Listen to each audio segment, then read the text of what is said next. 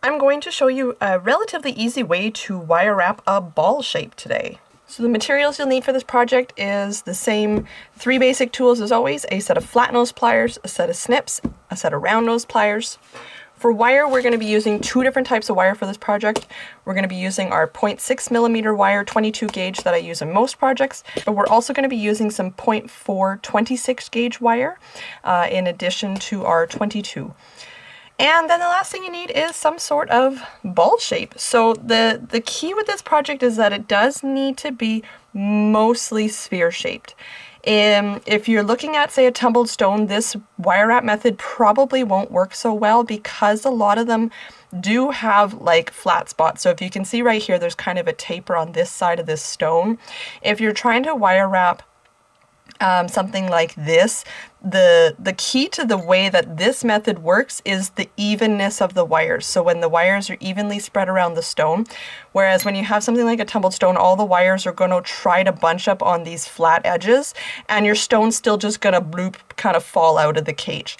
So this method won't really work for uneven shapes. If you have something like, say for some reason you have something that's kind of like a cube shape where it has like those four even sides, that would still work. Like I said, a reasonably close to perfect sphere is what you're looking for today. Okay, so we're going to get started with our 22 gauge wire, and we're going to start by making this top bail of the pendant. We're going to begin with our round nose pliers about 1 inch off from the end. If you want to see this demo done in greater detail, see the description and I will link the video where I go into making just this top if you struggle with this portion. We're going to grab 1 inch from the top or so and start turning our tool around. So you're going to wind up with a full circle on there. Once you get to the side of the tool, open up, move it over, and keep on turning. You're going to wind up with 2 loops on your tool. Next, we're going to have our wires in kind of like an L shape here. So this right angle. Now you're going to begin twisting this little wire around the wire that is going towards your spool. I like to work on the spool while I'm doing my projects whenever I can. It doesn't work for every project, but being able to work on the spool helps to conserve my wire. And so when I eventually, if you work towards working with sterling silver, this can be really important. With some copper wire like I have today, it's not the end of the world if you mismeasure and don't have the right length. And you waste a little, but when you're working with sterling, that does matter. So all I did now was just tap down that extra little pointy wire. You never want a pointy wire in the way. And there is our top bail. We're gonna, at the end, we can make it a little straighter, so I'm not gonna worry about too much what it looks like right now. Next, we're gonna grab our piece that we're gonna wire wrap. And now we're going to shape this around the rock just once. It's by no means going to stay on the rock at all. This is just getting the basic shape. It will not actually stay on until we get to the second wiring part. So you're going to want to make a bend at the very top of your bail. At the very top of your bail where the wire comes out, and we're going to go around halfway. So you have to kind of shape it around your rock, trying to get it as nice and tight to the right shape as you can. And we're going to want to, at the bottom, create just a tiny little loop. So it doesn't want to be too big. It's going to be this tiny loop that actually supports these wires that are coming down and up to stay at the bottom. Otherwise, those wires will just slide around and go over wherever they want. So this is probably the hardest part, is gauging where you need to be to get it to look even. This might take a bit of practice, but just try and, you know, guess as best as you can. And honestly, most people will not be staring at your neck close enough to go, your pendant's kind of uneven. So don't fuss about it, because nobody's looking that hard. Okay, so I kind of just picked the bottom-ish and made a dent with my flat nose and bent it up. I'm now going to go in with my round nose. The key here is to work really just in the tip of your tool. You don't want to make a big fat circle. I mean, unless you're going for a different look, then by all means experiment.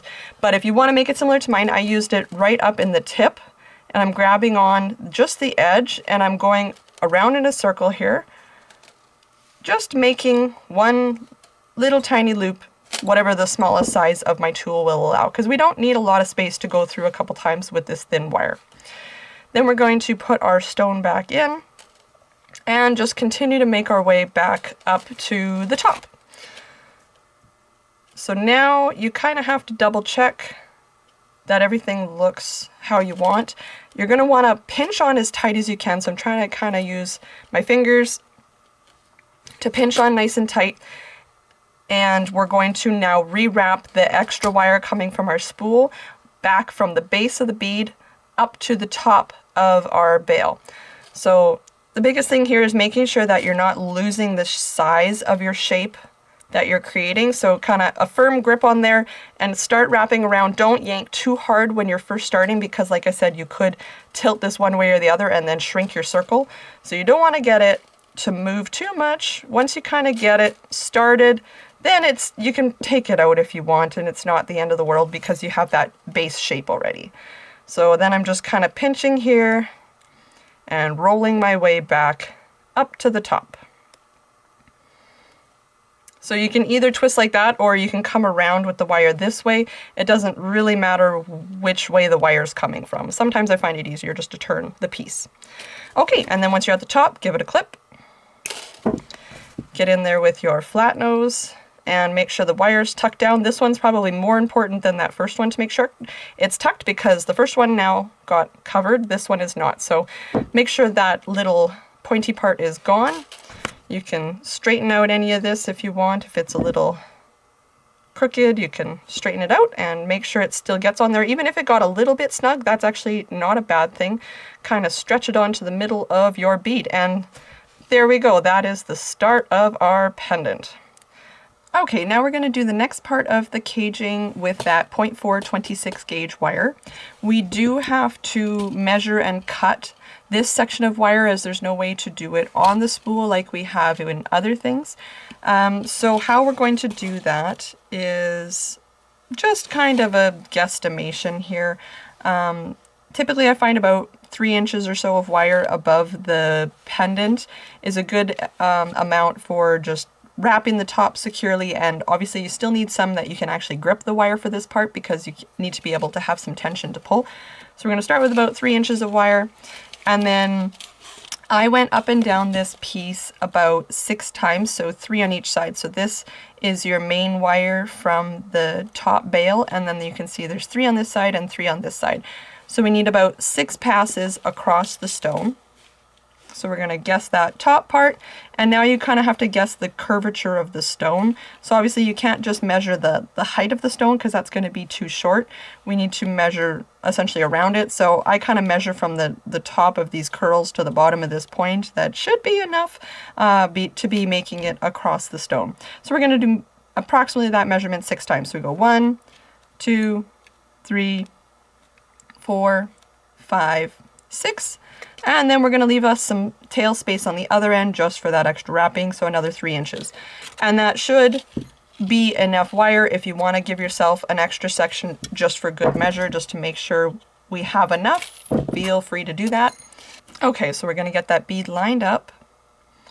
And we're going to start by wrapping it around the top. So you could do this without the bead in there. It doesn't matter if the bead is in there. This is what I was saying about needing kind of like a tail to hold. So this first part, you can kind of leave yourself a little section and you have to kind of pinch that whole thing and wrap it around a couple times. It's really hard to start on the tip of it, so that's where you need some to just wrap. You can leave this open and then we can finish it off at the end.